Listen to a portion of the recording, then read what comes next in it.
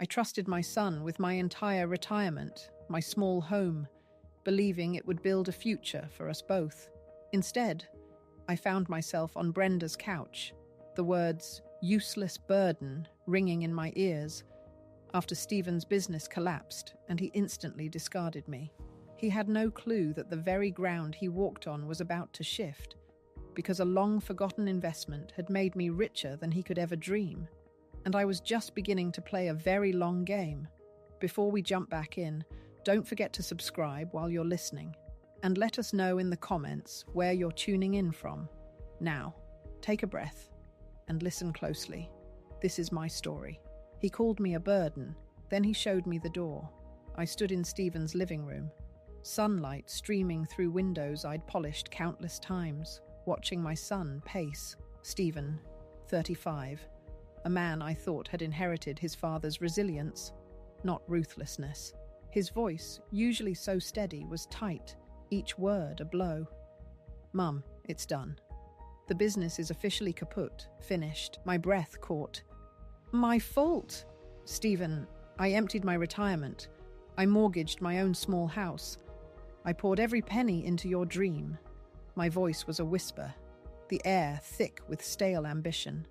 I remembered the lawyer's concerned glance, Stephen's earnest promises of building something together. "Exactly!" he snapped, hands up in exasperation. "You stifled it. Your old-fashioned ideas, your constant worrying. You held us back. You were dead weight, Mom, a financial drain." He scoffed, a sneer twisting his lips. "I tried to make it work, but you were always just there, a useless burden." Useless burden. The words struck, echoing a lifetime of sacrifice. My fingers instinctively curled, nails digging into palms. A tremor started, vibrating through me. My head began to pound. I wanted to scream, to recount every late night, every penny, every dream I'd deferred for his future. But the words choked, caught in my throat, swallowed by sheer disbelief. "And now?" I managed, voice hoarse. "Now what happens?" Stephen walked to the fireplace, leaning casually. "Now, you need to leave. I can't afford to carry you anymore. This house, it's ours, Nicole's and mine. We need stability. You're an instability." He didn't look at me, his gaze fixed on a framed photo of his perfect, unburdened life. The blood drained from my face. My house, my savings, my entire future, vanished into his failed venture. And now, the very roof over my head, one I'd helped secure, was being torn away by my own son. He turned, finally, his expression empty. "I've already packed a bag for you. It's by the door." A small navy duffel bag sat by the oak door, pathetically out of place against the polished wood. It held little more than a few clothes, a worn photo album, my glasses. Everything else I owned, every tangible piece of my past, seemed disposable. The hum of the air conditioning was deafening. The silence between us screamed louder than any argument. He wanted me gone. Just like that, I walked to the bag, each step heavy, the ache of betrayal deep in my bones. My fingers brushed the worn fabric, the same duffel I'd bought him for his first Boy Scout camping trip. The bitter irony twisted in my gut. "Stephen," I whispered, turning back, my voice cracking. "Is this truly what you want?" He sighed, impatient. "It's what's necessary, Mom. Grow up. You're not helping me by being here. You're dragging me down." He gestured toward the door, a dismissive flick of his wrist. "Go. You can stay with Brenda for a few days, can't you? She's always so understanding." Brenda, my loyal friend, my lifeline. The only name that offered any comfort. I clutched the duffel, its weight suddenly unbearable. My vision blurred, tears threatening to spill. I nodded, unable to speak, and walked out. The gentle click of the lock behind me echoed in the empty space where my heart once was. The sun still shone, birds still chirped, but the world had just shattered, leaving me utterly alone on the precipice of an unknown, silent future. Have you ever felt so discarded by someone you loved that the world itself seemed to fall silent around you? The silence of Brenda's couch was deafening, amplifying Stephen's cruel words. The old floral patterns of Brenda's sofa seemed to swim before my eyes, blurring into a dizzying swirl of browns and faded yellows. I lay there, curled inward, the thin blanket Brenda had draped over me feeling less like comfort and more like a shroud. Each breath was shallow, stolen. My body ached, not from exertion, but from the raw, exposed nerves stretched taut beneath my skin. Stephen's words echoed useless burden, financial drain, instability. They'd found a home in my chest, a cold, heavy stone lodged just beneath my sternum. I was 62, with nothing to my name but the duffel bag beside me and the crushing weight of having given everything, only to be cast aside. Brenda moved quietly around her small apartment. The gentle clink of ceramic mugs, the soft shuffle of her slippers on the worn rug, each sound a stark contrast to the chaotic void in my own mind. She was a woman of sturdy kindness, her hair a silver halo, her eyes perpetually warm. She'd been my friend since nursing school, a lifeline during my hardest years. When I'd called her, voice trembling, the words, "Stephen," threw me out, had barely left my lips before she'd simply said, "Come here, Meredith. The coffee's on. Now." She settled onto the armchair opposite me, a mug in her hands. The aroma of brewing tea filled the air, cinnamon and apple, a small anchor in my adrift world. "You want to talk about it?" she asked softly, her gaze unwavering, not pitying, just present. I shook my head, my throat too tight. What was there to say? That the son I raised, the boy I sacrificed for, saw me as a liability? That the home I helped create had become a barrier? The humiliation burned, a hot, creeping flush from my neck to my hairline. I closed my eyes, picturing Stephen's face, cold and indifferent, as he pointed to the door. That image, devoid of warmth, was the sharpest pain. Days bled into a hazy week. I moved through Brenda's apartment like a ghost, a silent guest, each morning. The same routine. Coffee Brenda brewed, a newspaper I couldn't focus on, the quiet hum of the city outside her third-story window. I helped with dishes, folded laundry, anything to feel useful, anything to escape the gnawing feeling of being a drain on Brenda, too. One afternoon, a faint memory surfaced, hazy, almost dismissed. Years ago, a patient I'd cared for, an eccentric tech millionaire named Mr. Finch, had once encouraged me to invest in the future, Meredith, not just the past.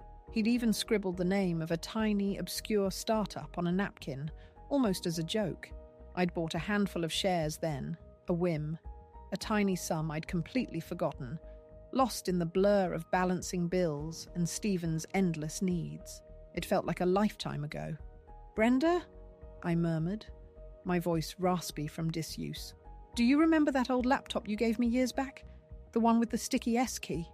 Brenda looked up from her knitting, a small smile playing on her lips. "The ancient beast? Sure. It's in the hall closet, I think. Still works, just slow as molasses. A flicker of something. Curiosity, desperation. A tiny spark against the crushing despair ignited inside me. That evening, I retrieved the dusty laptop. Its familiar weight felt strange in my hands. I set it on Brenda's small kitchen table. The screen a pale, ghostly blue in the dim light. My fingers, stiff and unfamiliar with the old keyboard, slowly typed the company name Mr. Finch had scrawled. It was a peculiar string of letters, something about quantum and leap. The internet coughed, spun, then slowly delivered a single search result. My eyes widened. The little startup, once a fleeting thought, now displayed Quantum Leap Inc. beside it. A quick scroll down revealed market capitalization, billions. I blinked. Billions? The words blurred on the screen. It couldn't be right. My hands, which had been steady for days in their numbness, began to tremble violently now. This tiny, forgotten investment, This whim from a lifetime ago had blossomed into something unimaginable. I clicked deeper, my heart hammering against my ribs. News articles, stock reports, a vibrant corporate website. Quantum Leap Inc. wasn't just big. It was a behemoth, a tech giant dominating its field. And my small handful of shares, they were suddenly worth a fortune, an unimaginable, life-altering fortune. The cold stone in my chest shattered, replaced by a surge of pure, raw astonishment. The sound of Brenda humming softly in the living room, once comforting, now felt distant, almost unreal. I stared at the screen, then at my shaking hands. The world I knew, the world that had just discarded me, was suddenly tilting on its axis. Stephen thought I was a useless burden, a financial drain. He had no idea the power now humming quietly in my grasp, a secret weapon he was entirely oblivious to. A strange, quiet resolve began to bloom in the space where despair had been. For the first time since Stephen slammed that door, I saw a path forward. Not just survival, but something more, something with teeth. And the silence I had just entered, I realized, was about to become my greatest weapon. Have you ever discovered a hidden strength within yourself? A power you never knew you possessed, just when you felt utterly defeated? The shock of the fortune soon hardened into a quiet, burning resolve. For days, the world seemed to shimmer, unreal. The old laptop screen, glowing with numbers that dwarfed anything I'd ever imagined, was a portal to a life I couldn't grasp. $87 million. The digits danced before my eyes, a silent, mocking answer to Stephen's dismissive, useless burden. I would wake on Brenda's couch, the floral pattern still a dizzying blur, and for a moment, the cold stone of despair would settle back in my chest. Then, like a jolt, the memory of those numbers, the sheer impossibility of it, would snap me awake. The stone would splinter, replaced by a strange, humming energy. Brenda, bless her kind heart, kept her questions gentle, her eyes full of quiet concern. She saw the shift in me, the new intensity behind my gaze, but she didn't push. She simply brought me tea and left me with her old laptop, the one I'd retrieved from the closet, now tethered to a newfound purpose. I spent hours hunched over it, teaching myself. The internet, once a simple tool for recipes or news, became a vast library, each click a step deeper into a world I never knew existed. I learned about venture capital, hostile takeovers, market caps. Words that once felt like a foreign language now resonated with a peculiar power. The silence I had sought for comfort after Stephen's cruelty now became my strategy. I moved with a deliberate calm that belied the storm brewing inside me. My focus narrowed, sharper than a surgeon's scalpel. I was no longer the woman who simply reacted. I was the one who observed, who planned. My first move was to get a proper laptop, a sleek, powerful machine that could keep up with my newfound intensity. Brenda, mistaking my drive for a new hobby, simply smiled and said, "It's good to see you finding something to occupy yourself, Meredith." She had no idea the depths of what I was truly occupying myself with. My fingers, no longer trembling, flew across the keyboard. I started with Stephen's failed company, Genesis Innovations. The name, once a beacon of his ambition and my boundless hope, now felt like a tombstone. I delved into its public records, its filing history, the details of its bankruptcy. It was all there, laid bare. The massive debts, the abandoned patents, the shell of a dream. It made my stomach churn, reliving the financial hemorrhaging I'd blindly funded, seeing the cold, hard proof of where my life savings had vanished. His blame, "You stifled it," now echoed with bitter irony. He'd stifled it himself, but beneath the rubble, I started to see something else.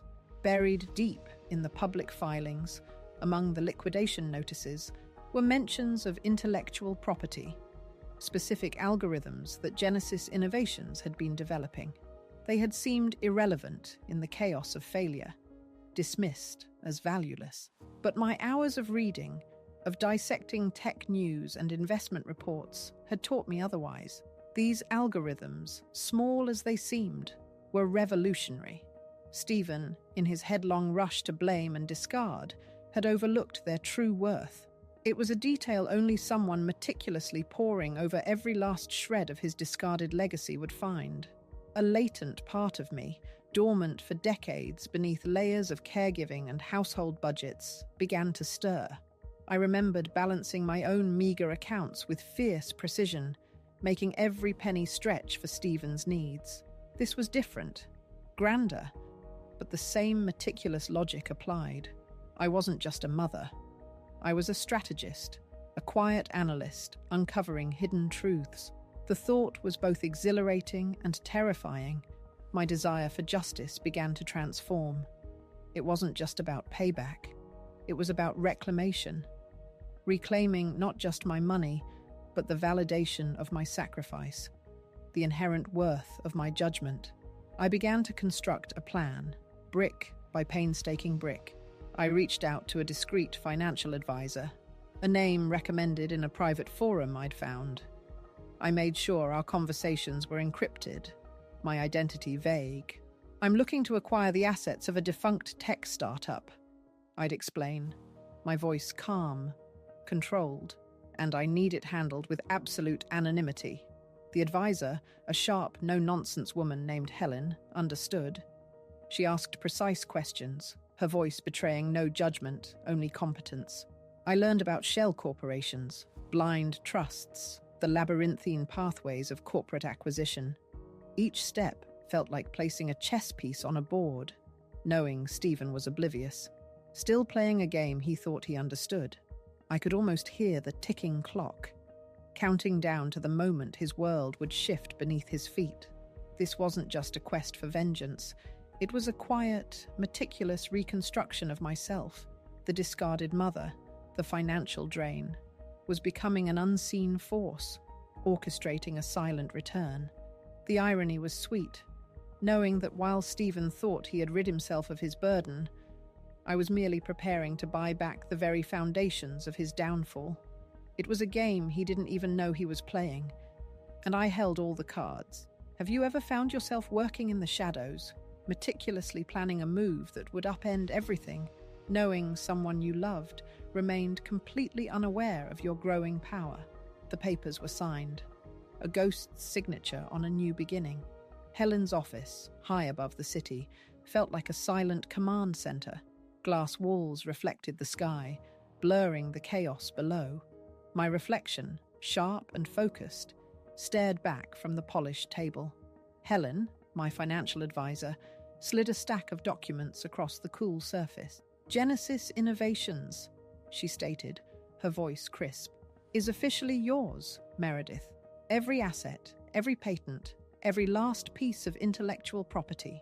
It had been a complex dance, a labyrinth of shell corporations and blind trusts, designed with meticulous care. Helen had assured me, even a forensic accountant would struggle to trace this back to you, especially since you've engaged multiple layers of acquisition. That was critical. Stephen's unawareness was not just a side effect. It was the foundation of this quiet operation. The name, Genesis Innovations, once synonymous with his soaring ambition and my heartbreaking loss, was now mine. It wasn't just about owning a bankrupt company. It was about reclaiming a piece of myself, a shred of the future I'd poured into him, now under my control. This was the precise ground where my dreams for him had died, and I was buying it back, not to bury it, but to redefine its very purpose. We'd acquired the abandoned office leases, the dormant website domains, even the old server racks gathering dust in a forgotten warehouse. Each step was a quiet victory, a strategic movement on a chessboard Stephen didn't know he was playing. I often pictured him, somewhere in the city, probably still blaming the world for his failures, entirely oblivious that the very remnants of his downfall were being meticulously reassembled by the useless burden he'd discarded. My days were filled with meetings, Not with former colleagues or concerned relatives, but with lawyers specializing in corporate restructuring, with talent scouts searching for former Genesis employees. I was building a new team, quiet and efficient. My questions were sharp, my decisions precise. The patience I'd once shown Stephen, waiting for him to appreciate my sacrifices, was now channeled into this meticulous, strategic work. This was a different kind of nurturing, a silent, powerful reshaping of destiny. The company, once a hollow shell, was slowly, imperceptibly, taking shape under my quiet guidance. It was about to be reborn, a phoenix from the ashes of betrayal, ready to soar once more. And for Stephen, the ground beneath his feet was about to shift in a way he could never have imagined. He didn't know it yet, but soon he would find himself working for the very woman he thought he'd erased. It was a dangerous game, played in the quiet corners of the corporate world, with stakes higher than just money. Have you ever felt the exhilarating power of controlling a narrative you were once excluded from? He walked back into the ghost of his past, unaware of the hand pulling the strings. The redesigned lobby of Genesis Innovations hummed with a quiet energy I hadn't seen in years. Sunlight, filtered through new, modern blinds, slanted across polished concrete floors. The old chipped reception desk was gone, replaced by sleek glass and chrome. My new team, carefully selected for their quiet competence, moved with purpose, unaware of the deep, personal history tied to this resurrected space. They knew me as Meredith, the anonymous investor, the sharp, decisive force behind the company's revival. My office, perched on the top floor, offered a panoramic view of the city Stephen and I had once called home. I sat at my large, minimalist desk, a single tablet glowing before me. On its screen, an internal hiring report, quietly flagged, awaited my attention. It was time. I had given my head of HR precise instructions. Post an entry-level position, something modest, requiring little direct experience, but a willingness to learn. The kind of role Stephen, with his grand ambitions and recent failures, would typically dismiss. But I knew him. Desperation was a powerful motivator. The email arrived a week later. Candidate Stephen Vance has accepted the junior project assistant role, starting Monday. A quiet satisfaction uncoiled in my chest. He had taken the bait. The irony was almost too delicious. My son, who'd called me a financial drain and thrown me out, was now accepting a humble position in a company I secretly owned, working unknowingly for his useless burden mother. Monday arrived, crisp and bright. I watched from my office, a discreet vantage point through tinted glass, as Stephen walked into the newly renovated space. He looked diminished. The confident swagger I remembered was gone, replaced by a slight slump in his shoulders. His suit, once sharply tailored, seemed to hang a little loose. He scanned the bustling bullpen, his eyes betraying a flicker of bewilderment. This wasn't the empire he'd envisioned. This was just an office. He took his place at a small, impersonal desk among a dozen others, his back to me. A young, eager manager, a woman half his age, led him through onboarding, showing him the coffee machine, the supply closet. I watched him nod, accept instructions, even offer a polite, if strained, smile. It was a stark contrast to the Stephen I knew, the one who commanded, who scoffed at menial tasks. He was a new employee, just another face in the crowd, a nameless cog in a machine that was, in truth, my own. A strange mix of emotions swirled within me. There was the sharp sting of memory, seeing the humbled version of the son who'd been so cruel. A part of me, the old Meredith, wanted to rush down, to offer comfort, to apologize for the harshness of his new reality. But then I remembered the coldness in his eyes, the dismissive flick of his wrist, the duffel bag on the pavement. That older, wiser Meredith held firm. This was necessary. He spent his days immersed in paperwork, data entry, tasks he would have once deemed beneath him. I would occasionally walk through the office, a silent observer passing by his desk. He never looked up, never sensed my presence. He was so focused on the mundane, so consumed by the need to simply perform, that the true architecture of his new world remained invisible to him. He didn't realize the floorboards beneath his feet, the walls around him, the very air he breathed, were all silently whispering my name. The irony was a quiet, constant hum beneath my skin. He was rebuilding his life, piece by tedious piece, within the walls of my company. He was earning a paycheck, not from a venture he commanded, but from the very woman he believed he had discarded. Each day he sat at that humble desk, performing tasks for me, was a silent testament to a power he had completely underestimated. The tension in the air was palpable, at least for me, waiting for the moment when this elaborate, quiet game would finally shatter. The call would come soon, the moment I would summon him, and he would finally discover the truth about his new boss. But first, he needed to feel the weight of what it meant to truly start from nothing and to be unknowingly, irrevocably under my command. What would that moment of revelation truly feel like? Not just for him, but for me. The moment arrived, sharp and unavoidable, like a final judgment. The morning air in my office felt heavier than usual, charged with an almost palpable tension. Sunlight, usually a bright presence, seemed to mute, casting long, deliberate shadows across the glass walls. Today was the day I would summon Stephen, my son, and lay bare the intricate web of my quiet reclamation. My hand hovered over the internal intercom, a simple button that held the power to shatter his carefully constructed world. This wasn't just a meeting, it was a reckoning, a deliberate unraveling of the perception he held. I closed my eyes for a moment, picturing him downstairs, hunched over the same desk he'd been assigned. He would be unaware, perhaps mildly irritated by the summons from a higher-up he'd never met. The irony was a cold comfort. He thought he'd dismissed me, reduced me to a burden, while all along he was merely a pawn on a board I now controlled. My decision to call him felt less like a choice and more like the inevitable turning of a page, a story reaching its long-awaited climax. My finger pressed the button. "Stephen Vance to my office, please," I instructed, my voice calm, betraying nothing. Immediately, minutes later, the elevator doors whispered open on my floor.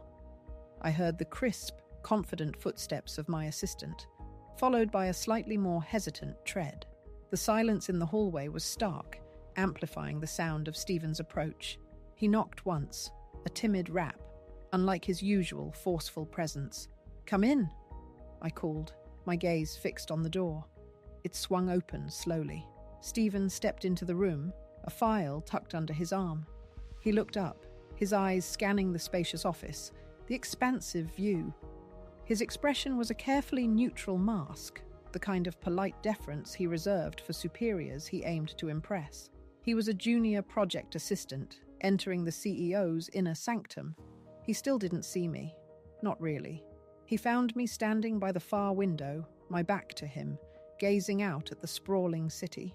I took a deep breath, the taste of anticipation sharp on my tongue. This was it. The culmination of months of quiet planning, years of silent suffering.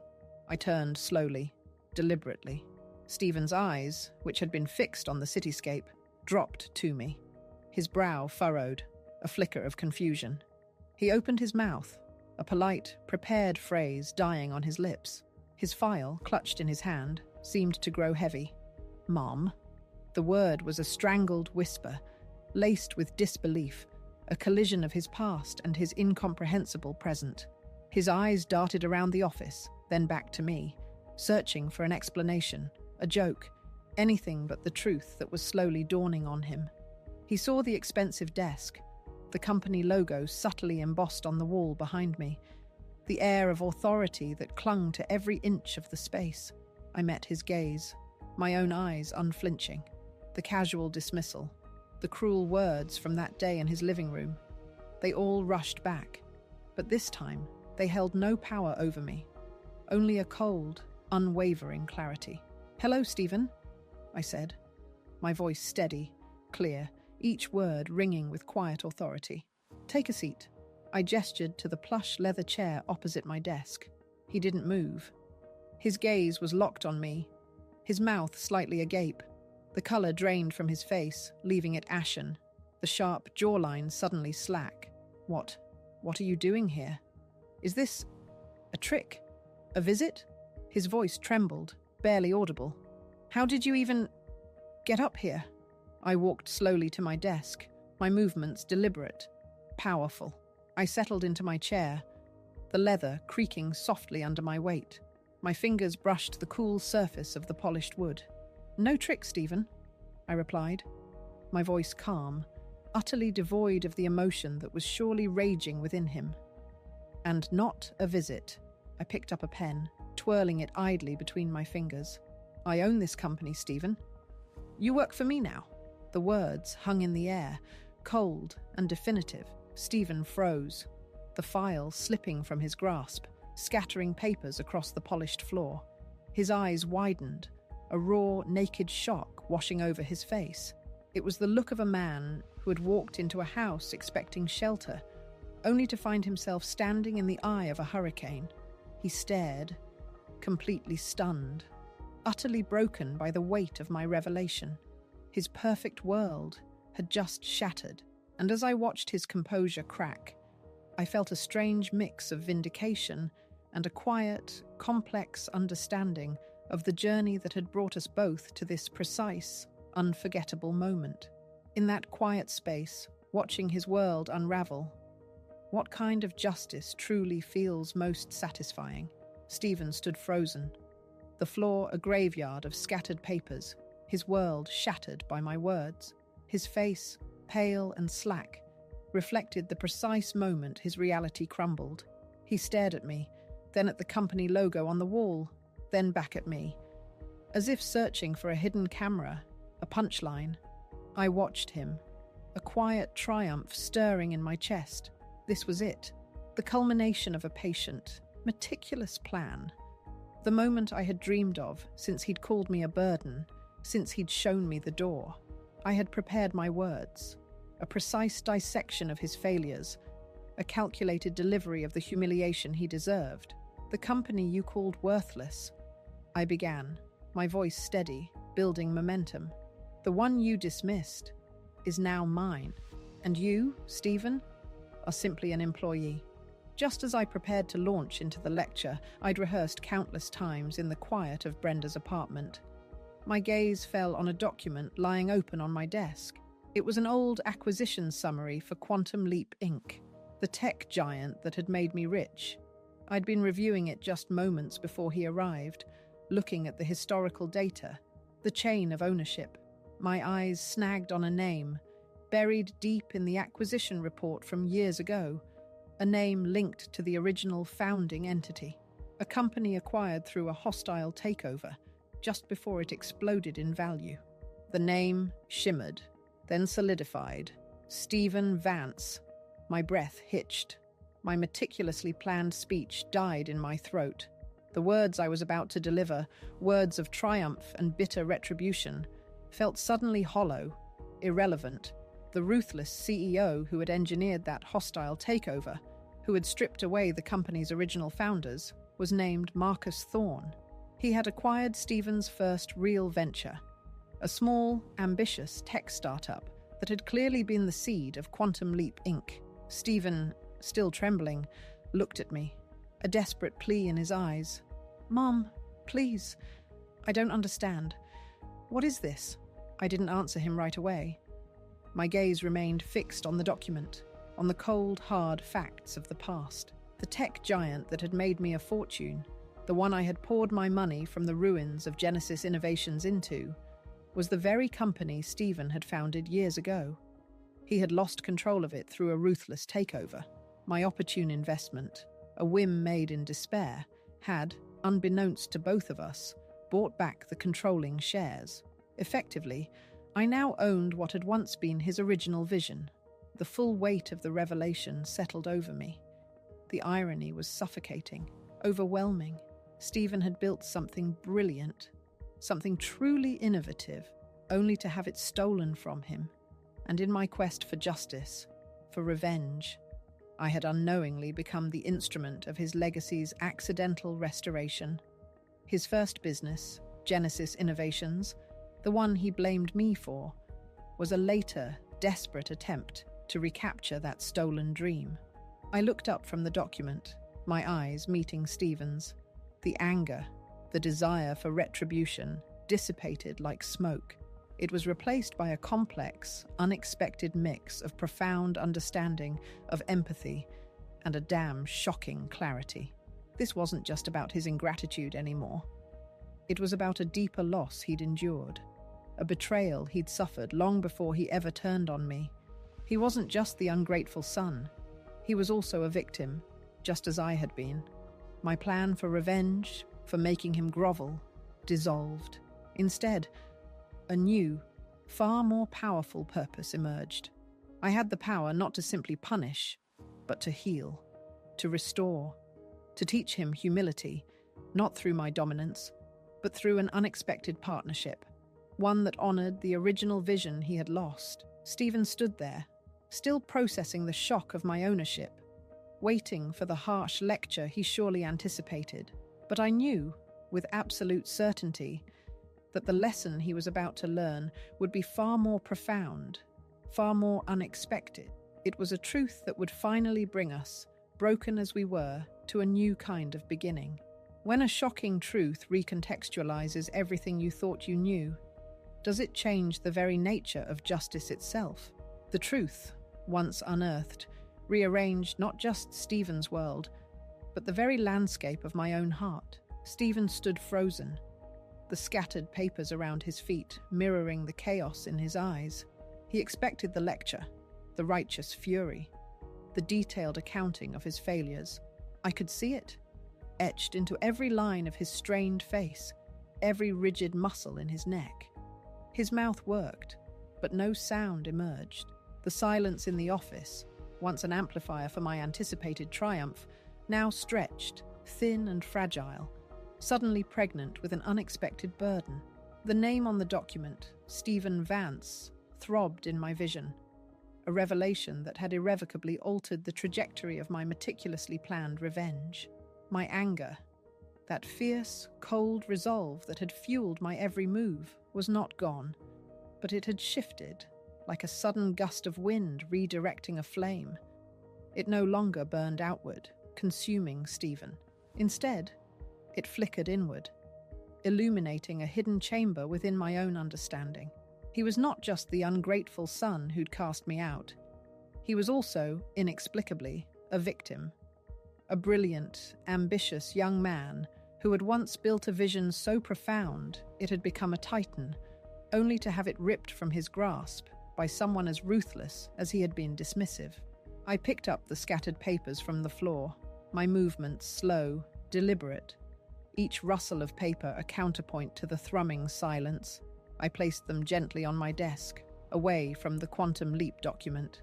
Stephen watched me, his breath coming in shallow gasps. He looked like a deer caught in headlights, not knowing if the oncoming vehicle would hit or swerve. "Stephen?" I said, my voice softer than I intended, yet still imbued with a quiet authority that brooked no interruption. "Sit down."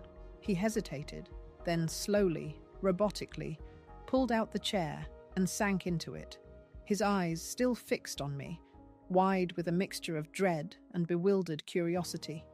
He was ready for the blow. He was prepared for the ultimate humiliation. I pushed the tablet across the desk, rotating it so the screen, still displaying the acquisition report, faced him.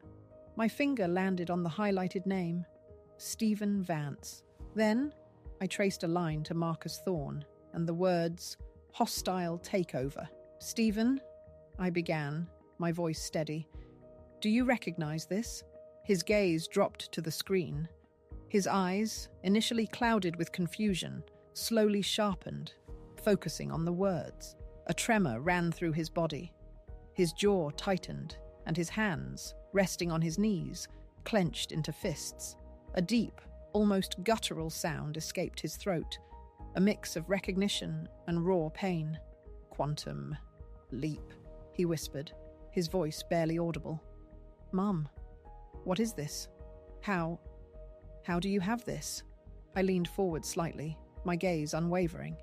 "When you told me to leave, Stephen, when you called me a burden, I felt a deep, profound emptiness. But that emptiness led me to search for something, anything, to hold on to. And I remembered a small investment I'd made years ago. A whim, really. Something a patient, Mr. Finch, had suggested. He'd given me the name of a tiny startup. That startup was Quantum Leap." His eyes widened further, a damn shocking realization dawning on him. He knew the name, of course, the titan it had become. He just never connected me to it. "My small investment," I continued, "grew. It became a fortune, an unimaginable fortune. Enough to buy back Genesis Innovations." I paused, letting that sink in. He flinched, a deep, wounded reaction. But as I was finalizing the purchase, Meredith Inc., my holding company, I was reviewing the history of my major assets. And I found this. I tapped the screen again, pointing to the hostile takeover details. "I found your name, Stephen, as the original founder of Quantum Leap, before Marcus Thorne, before he stripped it from you." Stephen's carefully constructed composure shattered. His face crumpled. His shoulders began to heave, and he covered his face with his hands, muffling a choked sob. It wasn't the cry of a man defeated by my revenge, but the raw, agonizing grief of a man finally confronted with a long-buried wound. He stole it, Mom," he choked out, his voice thick with tears. "He saw the potential. He used every trick in the book. Legal maneuvers, underhanded deals, he squeezed me out. I fought. I really did. But he had endless money, endless lawyers. I lost everything. My name, my vision, my future. It was my baby, Mom. My real one." He lifted his head, his eyes red-rimmed, glistening with unshed tears. "I tried to build Genesis Innovations to prove I wasn't a failure, to reclaim something. But every decision felt wrong. Every step was shadowed by the ghost of what I'd lost. I couldn't get it right. And then I lashed out. At everyone. At you. Because you were there. Because you'd always been there. Steady. Reliable. And I couldn't stand to look at my own failure reflected in your sacrificing eyes." He hung his head, shoulders shaking. "I was so ashamed. So angry at myself. And I took it out on you. Because it was easier than facing the truth. The raw honesty in his confession was a deluge, washing away the last vestiges of my desire for simple vengeance. This wasn't the selfish, ungrateful Stephen I had demonized. This was a man broken by loss, struggling under the weight of his own profound humiliation. And in his struggle, he had wounded the very person who had always stood by him. "Stephen," I said, my voice now truly soft, carrying only understanding. "I understand. Not everything, perhaps, but enough. Enough to see that we both suffered a form of betrayal. Yours from Thorne, mine from what you said, what you did." He looked up, meeting my gaze. His eyes held a fragile hope, a question he dared not voice. "My plan," I continued, "was to make you understand what it felt like, to work for me, to feel the weight of my command, the silent knowledge of my triumph." I paused, letting that truth hang between us. He flinched again, accepting the blow. "But that plan, it feels small now, petty. Because what I've discovered, Stephen, is that I didn't just buy your failed company. I unknowingly bought back control of your original dream, the one that was stolen from you." His eyes widened, not with dread, but with a damn breathtaking astonishment. You bought Quantum Leap controlling shares?" he stammered. "But how?" "Through my investment," I explained, gesturing to the report. "My shares, combined with some strategic acquisitions Helen, my advisor, made on my behalf, have given me a significant, controlling stake." Not the entire company, but enough to steer its direction, to influence its future. A flicker of something I hadn't seen in years ignited in his eyes. Not just hope, but a spark of his old ambition, unburdened by shame. "This isn't about me winning, Stephen," I said, leaning forward. "Not anymore. This is about restoration, about reclaiming what was stolen, about learning humility, not through punishment, but through partnership. You lost your vision, your legacy, and I, unknowingly, found a way to retrieve it. What if we rebuild it together?" He stared at me, disbelief warring with a profound, almost spiritual relief. "Together," he whispered. "Yes," I affirmed. "Together. You have the brilliance, the vision for Quantum Leap. You founded it, Stephen. I have the resources, the quiet power to guide it, to protect it. And perhaps we both have something to learn about what true family, true partnership, really means." The silence that followed was different. Not heavy, not fraught with tension, but filled with the vast potential of an unwritten future. He saw it, I knew. The possibility of reclaiming his legacy, not alone, but with the quiet strength of his mother, the useless burden, now his silent, powerful partner. Over the next few months, the dynamic shifted profoundly. Stephen remained a junior project assistant in Genesis Innovations, but he now sat across from me daily, not just in my office, but in the boardroom of Quantum Leap Inc. We worked side by side, poring over market analyses, discussing product roadmaps. I watched him reclaim his stride, his brilliance shining brighter than ever, tempered now with a newfound thoughtfulness, a quiet respect. He no longer made impulsive decisions, no longer dismissed dissenting opinions. He listened, he learned, and most importantly, he began to see me, not as a burden, but as a strategic ally, a quiet mentor, and for the first time in a very long time, as his mother, truly. He never spoke of the day he threw me out, not directly, but his actions spoke volumes. He started small, mundane things, remembering my favorite tea, asking about my day, offering to carry my briefcase. One afternoon, he came into my office, a slight hesitancy in his posture. "Mum," he began, his voice softer than I'd ever heard it. I just wanted to say thank you for everything, for seeing something in me when I couldn't see it myself, for giving me this chance, and for not being the person I deserved." His eyes were clear, honest. It was all I needed to hear. The old bitterness, once a constant companion, finally dissolved, replaced by a quiet contentment, a sense of deep purpose. I wasn't just wealthy, I was whole. My self-worth, once shattered, was now built on a foundation stronger than any fortune. And Stephen, my son, had found his way back, not through my punishment, but through my unexpected compassion, learning humility and respect along the way. We had forged a new legacy together, built not on betrayal, but on the quiet, surprising echo of a long-lost truth. Sometimes, the greatest revenge isn't about vengeance, but about finding a deeper path to healing and restoration, isn't it? Have you ever witnessed a transformation that turned bitter conflict into an unexpected bond? Your insights are so important to us, and we cherish every comment. Don't forget to like this video, share your thoughts below, and hit that subscribe button to join our community, where every story proves that true strength often lies in the most unexpected.